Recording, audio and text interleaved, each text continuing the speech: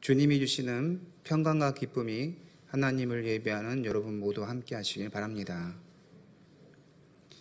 그리스도인의 믿음 생활이라는 제목으로 하나님 말씀을 증거하겠습니다.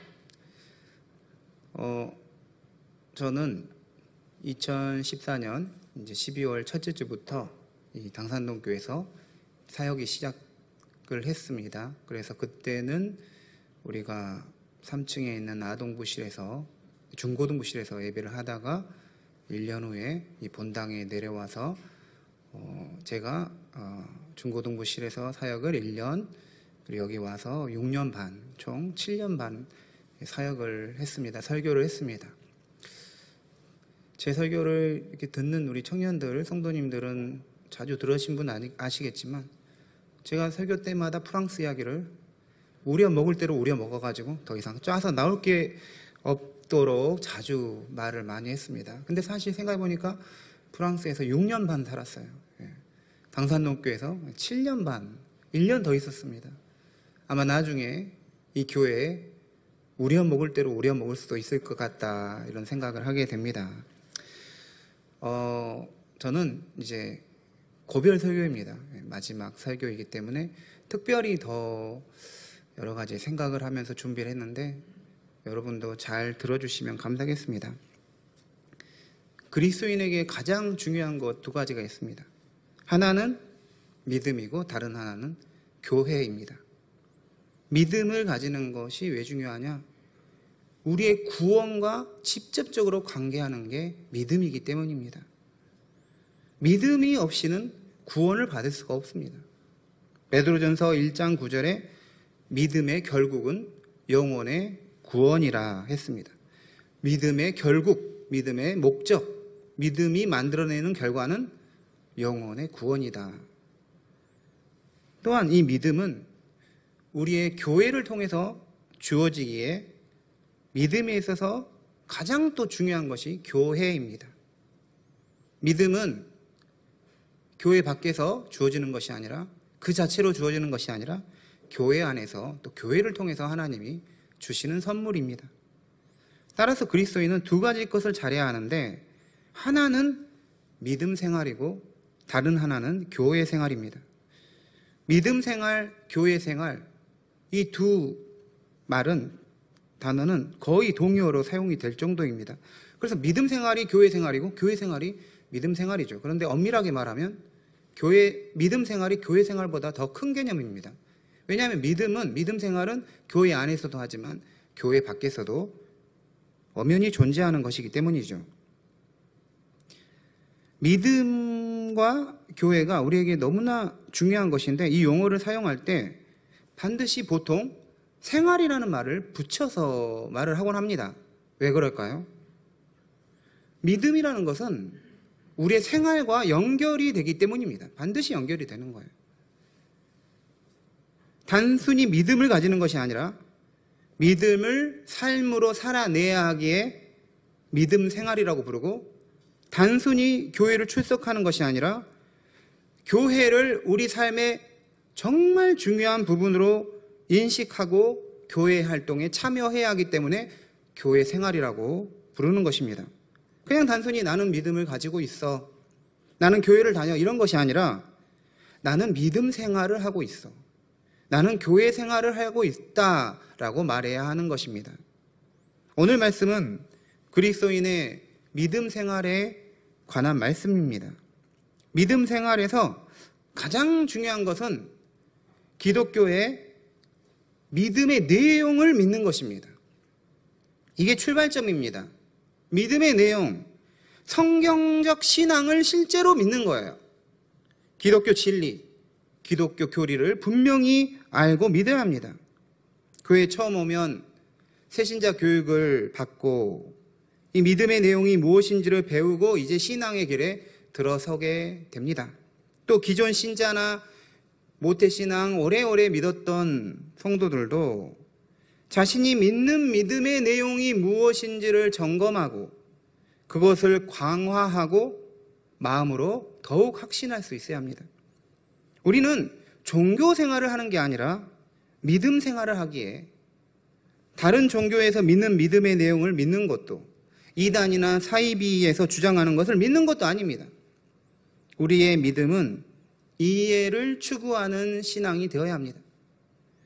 기독교 신앙은 믿는 것보다는 더 정확하게 규정하면 믿어진다라고 할 수가 있습니다.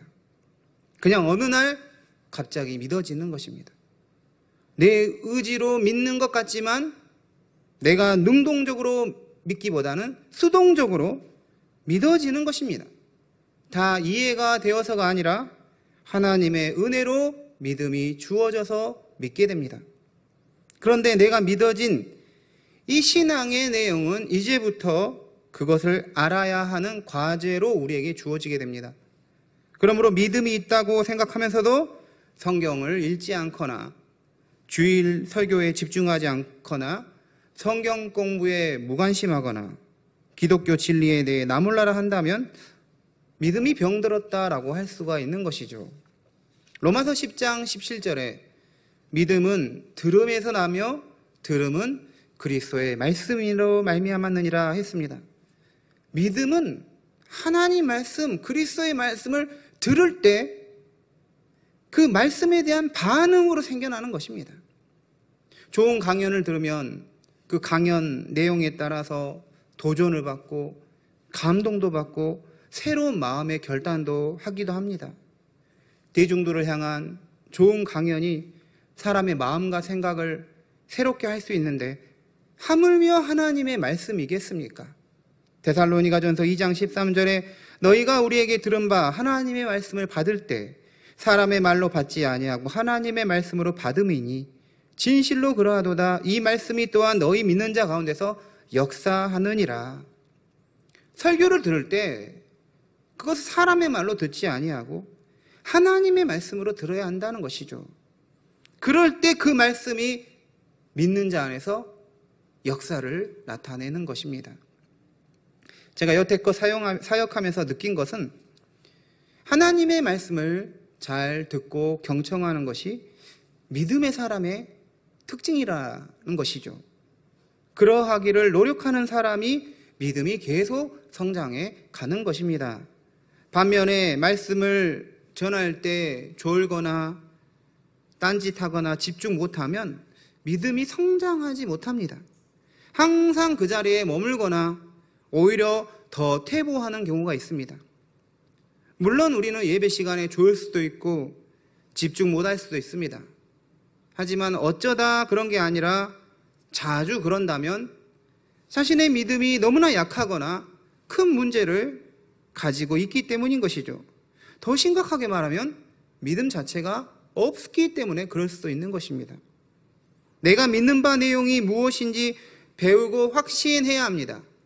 사도 바울이 베레아라는 지역에서 전도할 때 베레아 사람들은 간절한 마음으로 말씀을 받고 과연 이것이 그러한가 하여 날마다 성경을 상고했다라고 기록합니다. 간절한 마음으로 말씀을 받았고 그것이 정말 옳은 것인가 성경을 통해서 확인했다라는 것이죠. 저는 오늘 그리스도인의 믿음 생활이라는 제목으로 하나님 말씀을 전하고 있습니다.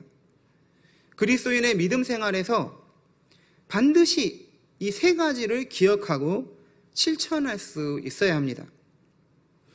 그리스도인의 믿음 생활 세 가지가 무엇인지 제가 차례대로 하나님 말씀을 전하겠습니다. 그리스도인의 믿음 생활 그 첫 번째는 믿음 생활의 가치를 인정하라입니다. 같이 해보겠습니다. 믿음 생활의 가치를 인정하라. 그리스도인의 믿음 생활에서 가장 중요하고 본질적인 것은 믿음 생활 그 자체에 대한 가치를 부여할 줄 아는 것입니다. 믿음 생활의 가치를 인정하여 이 믿음 생활의 의미를 부여할 수 있어야 합니다. 우리 그리스도인은 믿음 생활의 가치를 인정해야 합니다. 이 가치를 모르거나 또 부정할 때 신앙생활은 무의미해지고 중심을 잡지 못하고 나락으로 떨어질 수 있는 것입니다. 제가 신학대학 다닐 때 1학년 때 동아리를 들었는데 들어가 봤더니 사람들이 정말 좋았어요. 선배님들이 너무 좋은데 나중에 말해주더라고요. 운동권 동아리라는 거예요. 데모하는 동아리였던 것이죠. 아, 신학대학에도 데모하는 동아리가 있는가 했더니 있더라고요. 그래서 제가 굉장히 순진했거든요. 선배님을 따라서 데모도 하고 돌도 던져보기도 하고 이렇게 하는데 대자보를 붙이고 현수막을 쓰고 붙이고 학교 내에 막 붙이고 그랬습니다. 선배들이 학교에서 자유, 정의, 평화, 평등 이런 구호를 써서 현수막에 써서 붙이고 대자보 붙이고 그러는데 저는 그런 선배들의 그런 행동을 볼 때마다 도대체 왜 저러는 걸까? 그 가치의 의미가 부여가 되지 않았습니다. 그냥 선배들이 좋아서 따라다니긴 했지만 왜 이런 일을 해야 하는지 알지 못했습니다. 그러다가 하루는 제가 선배에게 왜 데모를 하고 왜 현수막을 붙이고 왜 대자보를 써야 합니까? 라고 물었더니 하는 말이 하나님의 나라를 위해서 한다라는 것이에요. 지금 이거는 이제 복잡하고 신학적으로 참 논쟁하고 토론할 내용이 많이 있지만 당시에는 그냥 꽂혔어요. 아, 하나님의 나라를 위해서 하는구나. 맞는 것 같더라고요. 정의의 나라, 평화의 나라인 하나님의 나라를 위해서 이렇게 데모를 해야 되구나. 대자보를 붙여야 되구나. 그 말을 들으면서 하나님의 나라와 뜻을 위해서 나도 열심히 해야 되겠다 하면서 본격적으로 선배님들처럼 열정을 가지고 했습니다. 그 일에 대한 가치를 알면 그 일이 이제 다르게 다가오는 것이죠. 왜 옳고 그른 거를 떠나서 일단은 우리는 일에 있어서 의미 부여를 할 때, 가치를 부여할 때 진정성 있게 그 일을 참여할 수 있다는 것이죠. 왜 도대체 저렇게 교회를 열심히 다니고 왜 저렇게 하나님 중심으로 살려고 하고 왜 저렇게 헌신적으로 희생하고 살려고 하지? 그 가치를 모르는 사람은 이해가 되지 않는 것입니다. 도대체 왜 우리는 이렇게 믿음 생활하는 것일까요? 믿음 생활이 가치 있는 일이기 때문이에요. 마태복음 14장 44절에 천국은 마치 밭에 감추인 보화와 같으니 사람이 이를 발견한 후 숨겨두고 기뻐하며 돌아가서 자기의 소유를 다 팔아 그 밭을 사느니라. 무엇 때문에 그 밭을 자기 소유를 다 팔아서 샀습니까? 그 밭에 보화가 숨겨 있다는 사실을 알았기 때문입니다. 저 밭이 가치가 있다는 것을 알았기 때문에 자기 소유를 다 팔아서 그것을 사는 것이 전혀 아깝지 않은 것입니다. 주일에 여행을 다닐 수 있고 집에서 푹 쉴 수 있고 하고 싶은 거 마음대로 할 수 있는데 도대체 왜 우리는 다른 것 마다하고 주일에 교회에 와서 하나님을 예배하고 있는 것일까요? 바로 여기에 감추인 보화가 있기 때문입니다. 이것이 가치 있는 일이기에 이렇게 할 수 있는 것이죠. 믿음 생활이 다른 어떤 것보다 더 가치 있다고 여겨지기 때문에 시간과 물질로 헌신할 수 있고 마음을 여기에 놓을 수 있는 것입니다. 저는 지난 7년 반 동안 당산동 교회에서 사역하면서 저에게 가장 가치 있었던 일을 두 가지만 뽑으라고 한다면 하나는 매주 이 산부 예배 청년부를 향해서 또 젊은이 우리 성도님들을 향하여 설교를 할 수 있었던 것이라고 생각합니다. 설교자로서 지난 7년 반 동안 참 사실대로 말하면 설교 준비하는 게 쉽지는 않았어요. 제 스스로가 어떤 납득될 수 있는 수준의 설교를 만들어야 한다는 게 있었기 때문에 스트레스도 받기도 하고 참 그냥 기분이 안 좋을 때도 설교를 준비해야 되고 이게 설교 준비하는 게 쉽지 않았지만 그게 그 일 자체가 가치 있는 일이었어요. 이 설교 자체가 저를 살리는 일이었습니다. 다른 하나는 새신자 교육이었습니다. 새가족 교육이었습니다. 저한테 이 새신자 교육을 받은 우리 청년들이 성도들이 많이 있는데 다른 교회로 가기도 하고 여기 다니기도 하고 또 이단들이 와요. 이단들이 와가지고 먼저 저를 통과해야 됩니다. 교회 들어오려면. 예, 쉽지 않아요. 제가 딱 한 명 이렇게 통과한 사람 있는데 나중에 알게 됐는데 그 외에는 다 중간에 걸려지더라고요. 예, 뭔가 이상합니다. 대화를 해보면 딱 나옵니다. 그래서 정말 믿음이 없는 사람이 믿음을 가지는 것, 믿음이 약한 자가 믿음이 강해지는 것, 이게 정말 저에게 뿌듯했어요. 같이 있었어요. 이 일이 저에게는 너무나 소중했습니다. 우리는 믿음 생활이 가진 그 가치를 발견할 수 있어야 합니다. 내가 왜 믿음 생활을 하는지, 믿음 생활이 얼마나 대단하고 가치 있는 일인지 깨달아 알아야 믿음 생활이 바르게 되는 것입니다. 오늘 말씀 히브리서 11장 6절 다시 한번 같이 읽겠습니다. 시작. 믿음이 없이는 하나님을 기쁘시게 하지 못하나니 하나님께 나아가는 자는 반드시 그가 계신 것과 또한 그가 자기를 찾는 자에게 상 주시는 이심을 믿어야 할지니라. 아멘. 여러분, 믿음 생활이 왜 가치가 있습니까? 오늘 말씀에 따르면 믿음이 없이는 하나님을 기쁘시게 하지 못하기 때문이라고 말합니다. 하나님은 우리에게 다른 것을 요구하지 않습니다. 단지 우리에게 믿음을 본다는 거예요. 하나님을 기쁘시게 하는 데 있어서 하나님은 어떤 힘든 것을 우리에게 요구하는 게 아닙니다. 믿음을 가지라는 것이죠. 믿음이 없이는 하나님을 기쁘시게 할 수가 없는 거예요.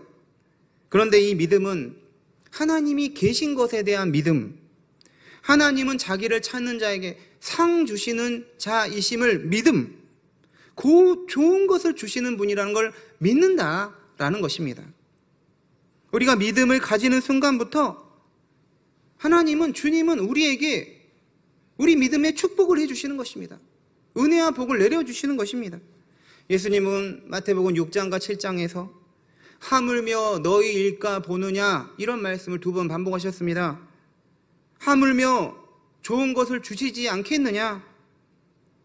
오늘을 있다가 내일 아궁이에 던져지는 둘풀도 잎이시거든 하물며 너희를 그냥 두시겠느냐?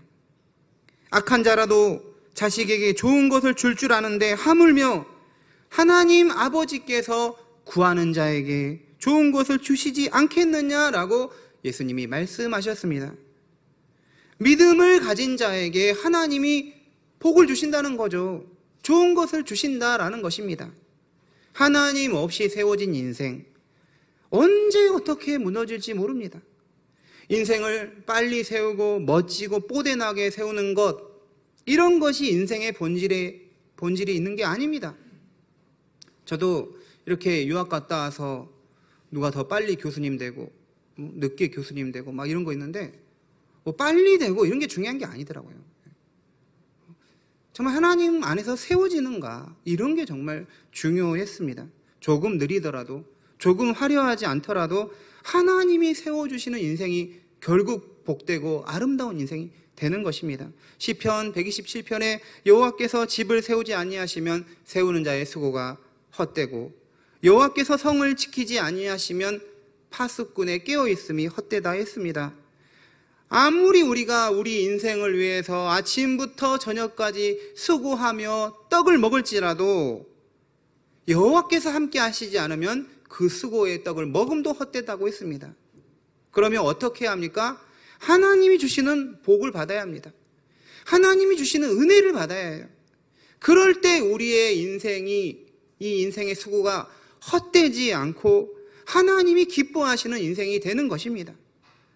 믿음의 가치를 인정하라고 했는데 우리는 어떤 것을 가치 있는 것으로 여기며 거기에 집중하며 살아야 할까요? 가치론에서 핵심은 지속성입니다.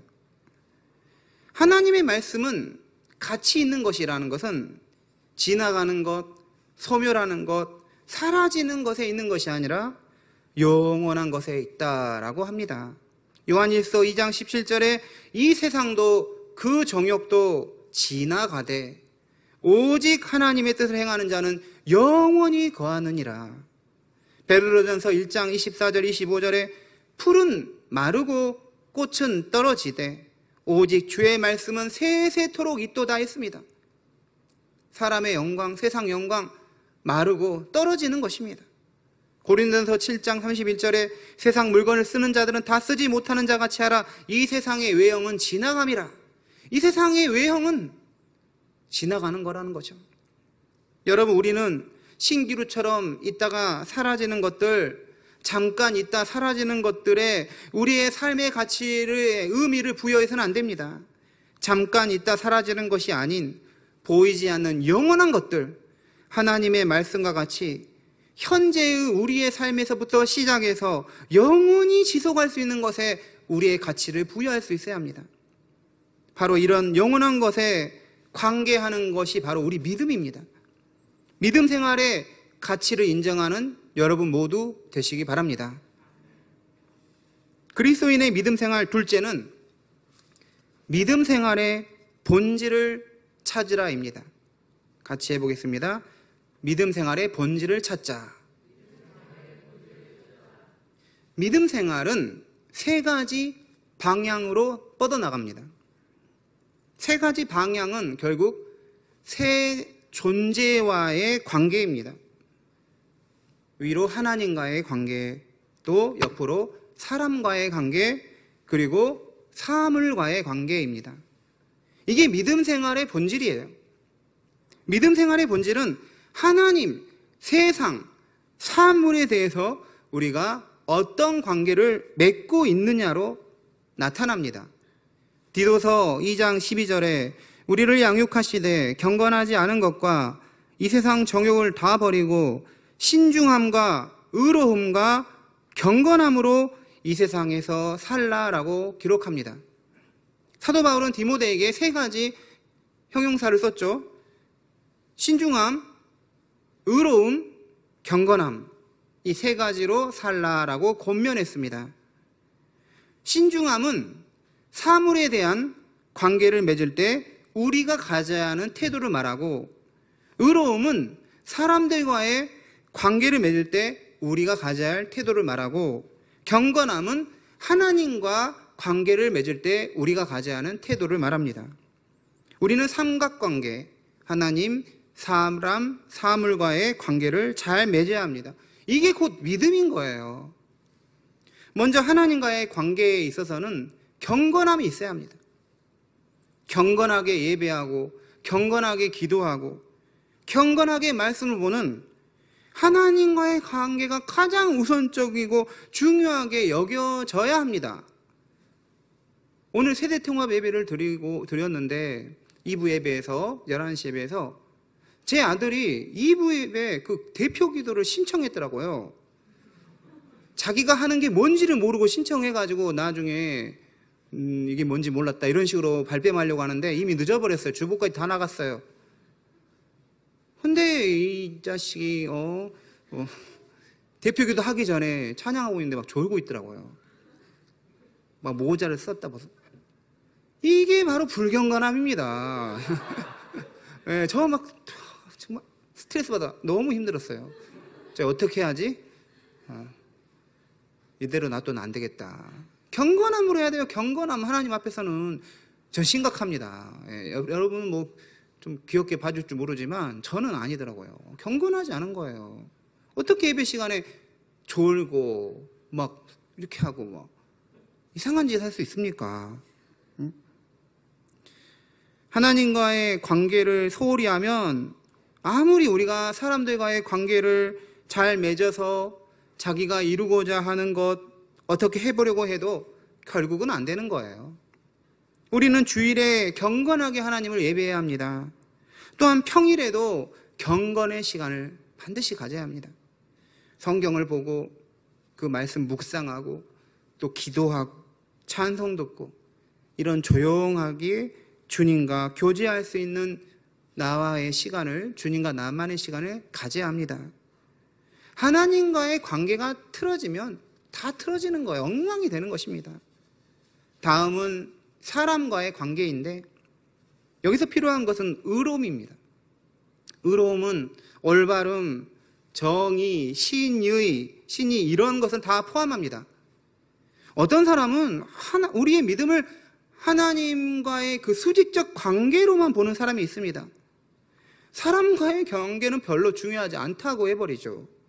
그래서 사람들과의 관계에서 성실함도 진실함도 없다면 그것을 단순히 우리는 사람들과의 관계의 문제로만 봐서는 안 됩니다.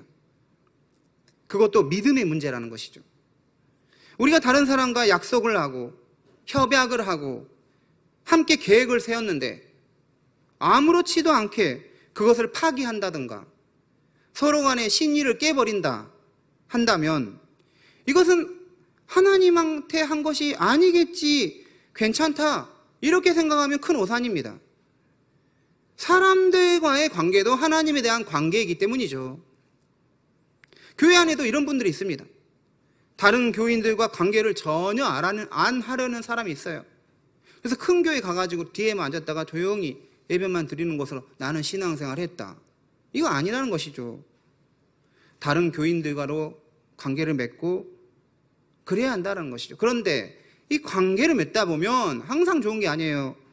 서로 기분 상하고 마음 상하는 일 생길 수 있다라는 것이죠. 그러면 지금까지 관계했던 거 다 손절해버리는 사람도 있습니다. 이런 사람 문제가 많습니다. 얼마나 사람과의 관계를 쉽게 생각하면 이렇습니까? 신앙은 하나님과의 관계를 형성하는 만큼 우리의 가족, 우리의 이웃, 우리의 또 교인들, 동료들, 친구들, 다른 사람과의 관계를 형성하는 것과 연결이 되는 것입니다. 목사님들 만나면, 제가 목사인데 만나면 이구동성을 하는 말이 성도는 믿을 수가 없다는 거예요. 성도는 믿어서는 안 된다라고 말합니다. 저는 사람을 믿어서 안 된다는 말을 처음에 이해 못했는데 점점 나이가 들고 시간이 흐르면서 사람 믿을 수 없는 존재구나. 성도님들이 목사님과 약속한 것을 공수표처럼 그냥 날려버리는 것이 비일비재했기 때문이죠. 성도를 믿어서 안 된다는 말은, 그 말에는 목사들은 성도를 의지하지 말고 하나님만 의지해야 한다라는 의미를 담고 있는 것은 사실입니다. 하지만 다른 한편에서는 이런 표현은 참으로 우리를 씁쓸하게 합니다. 우리는 사람과의 약속도 믿음의 문제로 봐야 하기 때문입니다.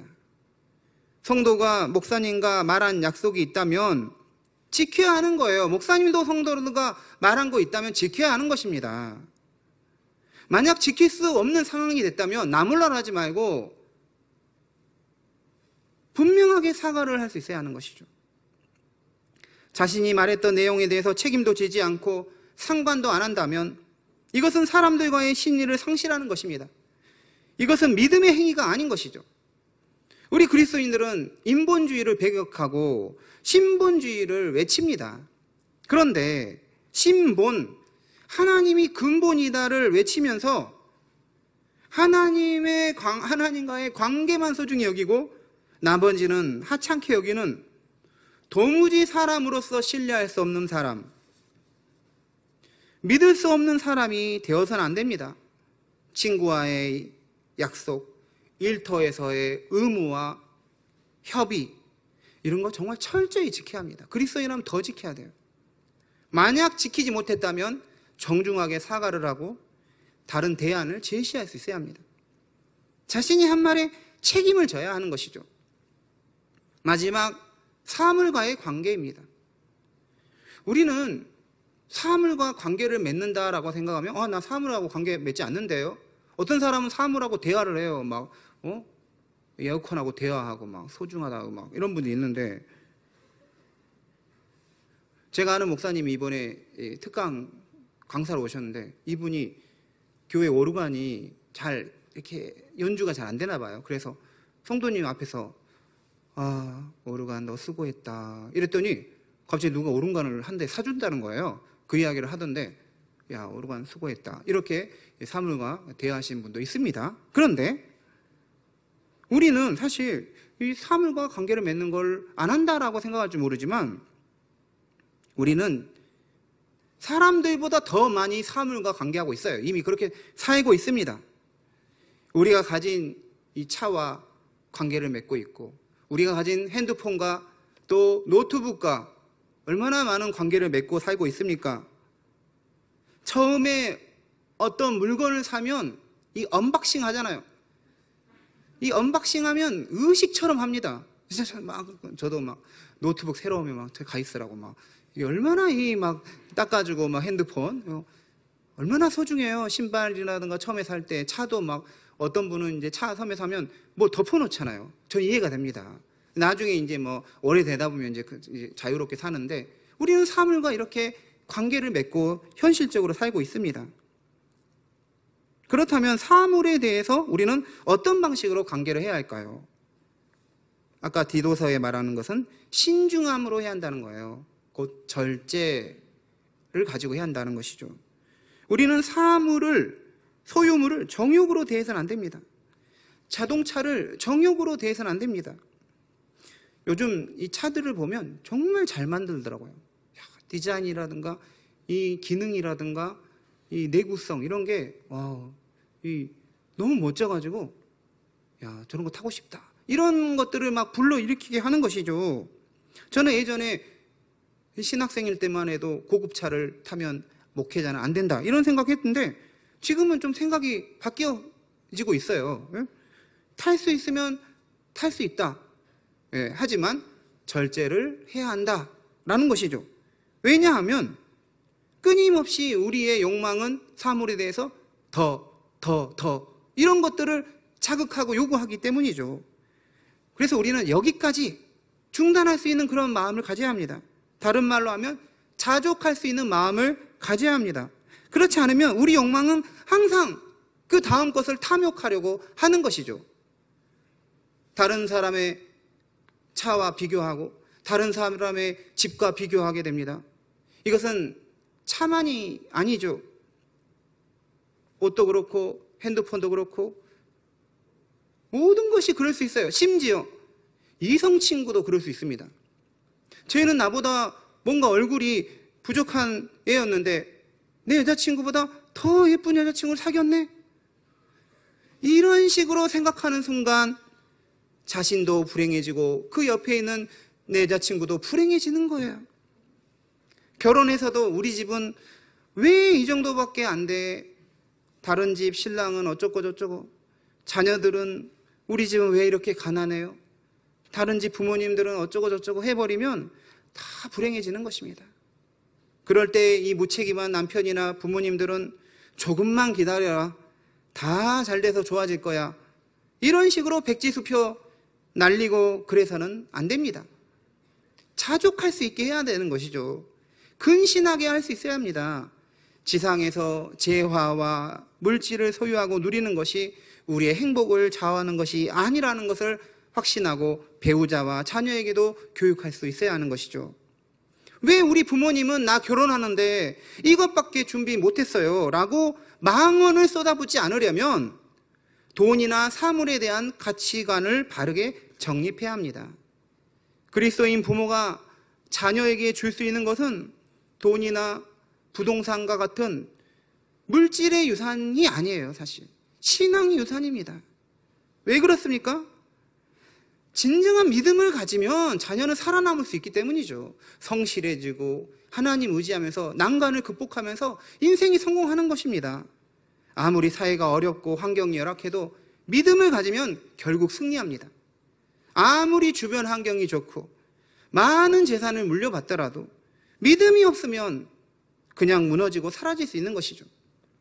그렇습니다, 여러분. 믿음 생활의 본질은 하나님께 대해서는 경건함으로, 사람에 대해서는 신의와 성실과 같은 의로움으로, 사물에 대해서는 절제와 같은 신중함으로 대해야 하는 것입니다. 이 세 관계와 무관한 믿음은 결코 존재하지 않습니다. 돈 쓰는 것도 믿음과 직결이 되는 것이죠. 취미생활, 여가생활 하는 것도 믿음과 관계되는 것입니다. 마지막 셋째로 믿음 생활의 방식을 바르게 알고 실천하자입니다. 같이 해보겠습니다. 믿음 생활의 방식. 우리는 제주도를 갈 때 차를 타고 갈 수가 없어요. 차를 끌고 갈 수가 없습니다. 배를 타거나 비행기를 타야 합니다. 목적지에 도달하는 것은 이 목적지만큼 중요한 게 방식이에요. 공부를 잘하는 사람과 공부를 못하는 사람의 차이는 단지 지능에만 있는 게 아닙니다. 공부 방식이 중요합니다. 공부 방식을 모르면 공부 아무리 오래 해도 안 되는 거예요. 믿음 생활도 방식이 존재해요. 믿음 생활에서 이 어떻게는 믿음의 본질만큼 중요합니다. 믿음 생활의 방식은 무엇보다도 교회 중심이 돼야 합니다.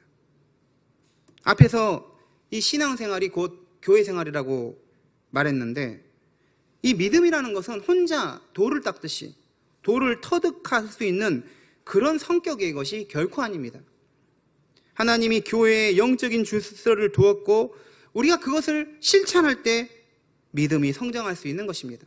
고린도전서 14장 33절에 하나님은 무질서의 하나님이 아니시다라고 했습니다. 40절에서도 모든 것을 품위 있게 하고 질서 있게 하라 했어요. 하나님은 어지러움의 하나님이 아닙니다. 질서의 하나님이십니다. 그러므로 하나님은 믿음에 있어서도 영적 법칙을 두고 거기에 따라서 살게 하셨어요. 그러므로 믿음이라는 것은 주먹구구식으로 믿음 생활이 되는 게 아니라 자기가 하고 싶은 대로 하는 게 믿음 생활이 아니라는 것이죠. 믿음 생활에서 가장 중요한 것은 주일 성수입니다. 같이 해보겠습니다. 주일 성수. 성수, 거룩하게 지키는 게 주일 성수죠. 주일을 거룩하게 지킨다. 주일을 하찮게 여기는 사람은 하나님도 그 사람의 인생을 하찮게 여기십니다. 십계명 제4계명에 안식일을 기억하여 거룩하게 지키라. 계명에서 말했습니다. 주일을 거룩하게 지키는 주일을 우리는 정말 철저하게 성수할 수 있어야 합니다. 우리는 지난 2년 넘게 코로나로 인해서 정말 예배를 자주 온라인으로 드렸습니다. 그래서 온라인 예배를 지금도 우리 교회에서 병행하고 있습니다. 하지만 이 온라인 예배라는 것은 과도기예요. 우리는 교회에 와서 예배를 해야 합니다.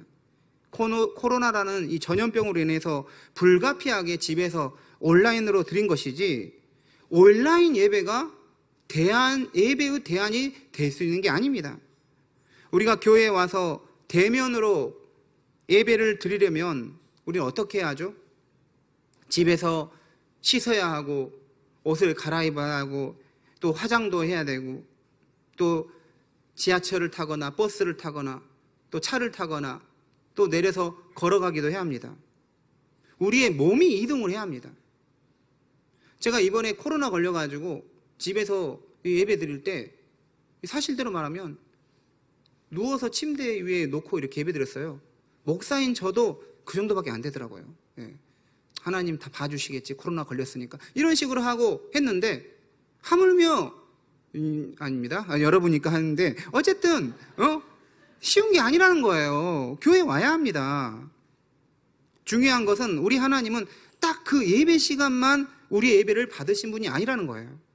우리가 준비하는 모든 과정을 우리의 예배와 함께 받으시는 것입니다.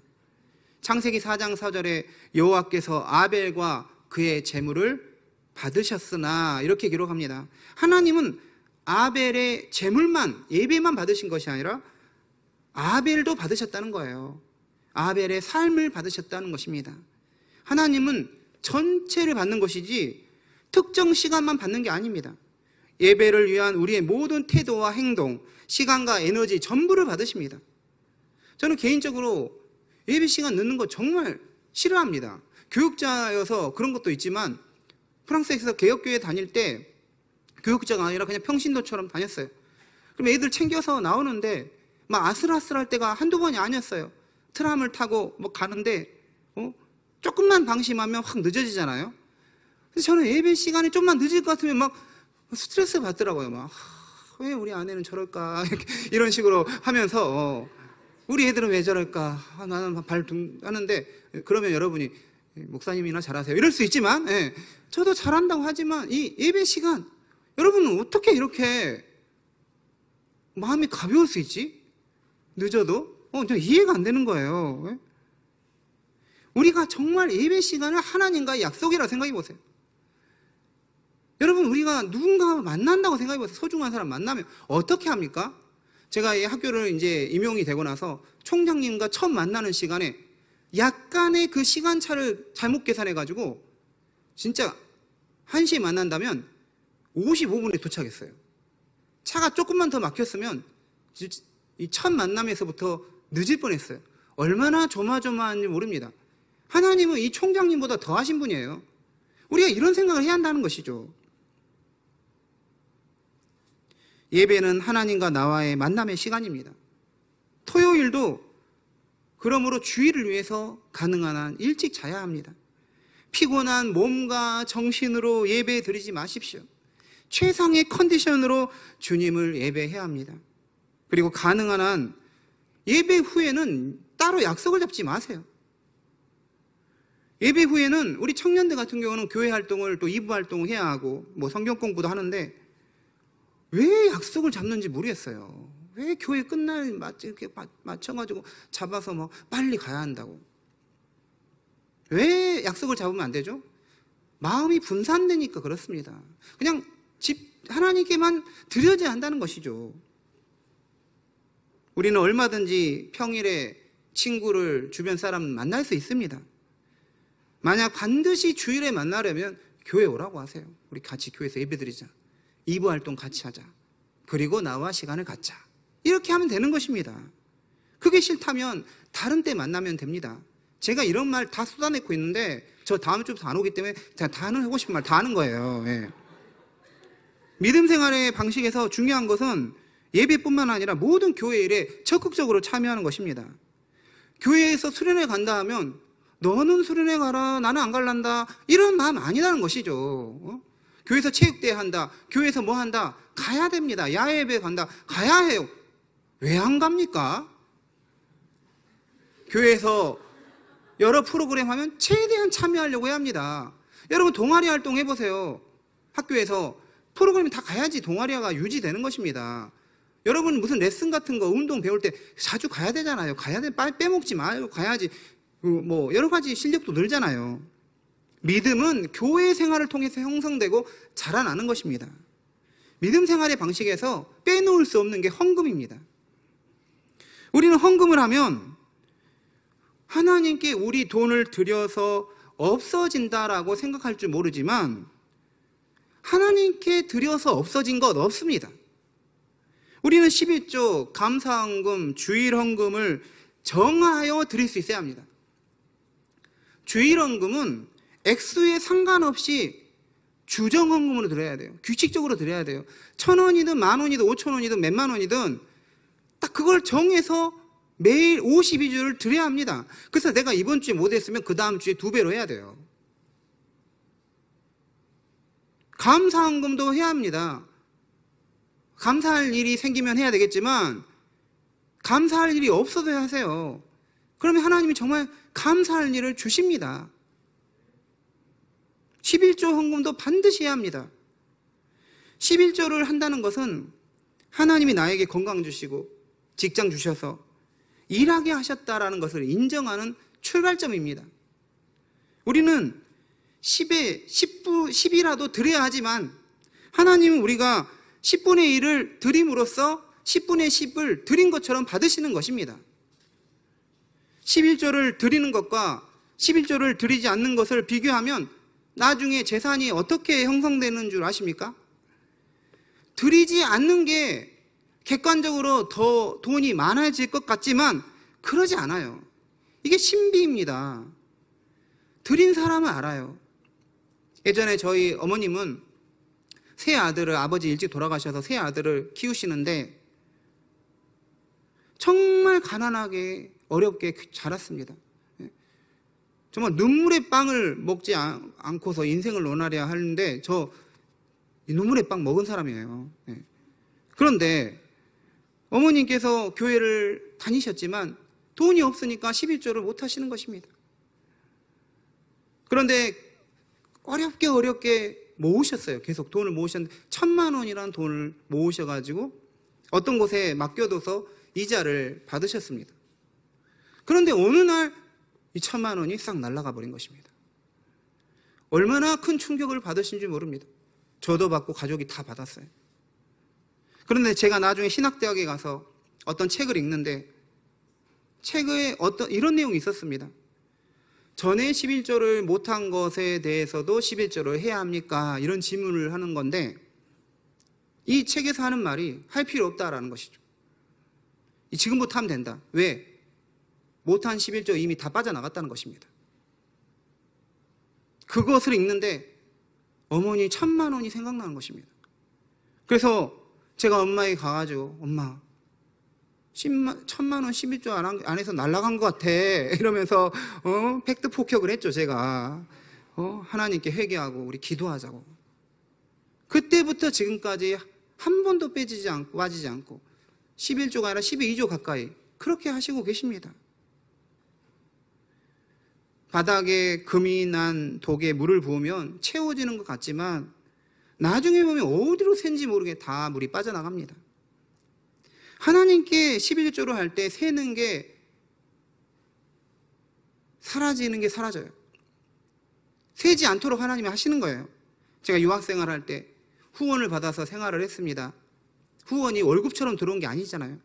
뭐 10만 원, 5만 원 이런 식으로 막 불규칙적으로 들어오니까 일단은 씁니다. 받아서 쓰는데 나중에 딱 11조만 남는 거예요. 당장 먹을 게 없어요.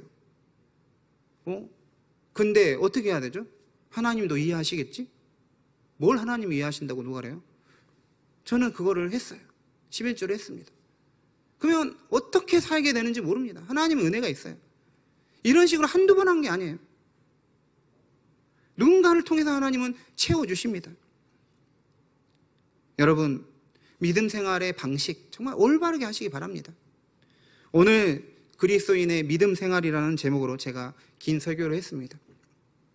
이게 당산동교에서 제가 마지막으로 하는 설교가 되었습니다. 제가 오늘 설교를 준비하면서 어떻게 여러분이 믿음 생활 잘할 수 있을까? 어떻게 축복된 청년들이 믿음 생활 될 수 있을까? 그런 마음으로 설교를 준비했습니다. 그리스도인의 믿음 생활 첫째는 믿음 생활의 가치를 인정해야 합니다. 믿음이 없이는 하나님을 기쁘시게 할 수 없습니다. 하나님이 살아계시고 우리에게 상 주시는, 좋은 거 주시는 주님을 믿어야 합니다. 주님에게 우리는 최상의 가치를 부여하고 그분을 향유하고 영광을 돌리며 살아야 합니다. 둘째는 믿음 생활의 본질을 찾으라입니다. 믿음의 본질은 관계에 있는 거예요. 삼각관계입니다. 하나님과의 관계는 경건함으로, 이 경건한 하나님과의 관계는 사람과의 의로운 관계로, 신의의 관계로, 성실함의 관계로 나타나게 됩니다. 마지막으로 사물과의 관계에 대해서는 신중함으로, 곧 절제하며 그것을 영원한 것처럼 사용해서는 안 됩니다. 우리는 사물에 지나친 가치를 부여해서는 안 됩니다. 셋째는 믿음 생활의 방식을 바르게 알고 실천하자입니다. 교회 중심, 예배 중심, 주일 성수, 봉헌 이런 것으로서 바른 믿음 생활을 하시는 여러분 모두 되시기 바랍니다. 기도하겠습니다. 하나님, 주님께서 지난 7년 반 동안 이 강단을 세워주시고 말씀을 전하게 하신 은혜를 감사드립니다. 우리 청년들, 또 우리 산부 예배 참여하시는 모든 성도님들, 우리는 이왕 믿음의 길에 왔다면 정말 하나님이 기뻐하시는 참 믿음 생활 다 하는 우리 모두 되게 해 주시옵소서. 하나님, 우리가 영적인 법칙을 알고 그 법칙을 따라가게 하여 주시옵소서. 하나님보다 교만하지 않게 하시고 마치 우리가 모든 것을 다 할 수 있는 것처럼 그렇게 생각하지 않고 하나님께 맡기면서 하나님 의지하면서 믿음 생활을 올바르게 해나가게 도와주시옵소서. 주님과 은혜의 말씀에 부탁합니다. 주님께서 계속해서 새로운 목사님과 함께 이 강단을 세워주시고 복되게 하시고 또 새로운 신자들 와서 예수 믿고 구원받는 역사가 나타나게 하여 주시고 이미 믿음의 길에 들어선 우리 청년들에게 더 성숙된 그 양육의 말씀이 있게 하여 주시옵소서. 모든 것을 주님께 맡겨드리며 예수님의 이름으로 기도드립니다. 아멘.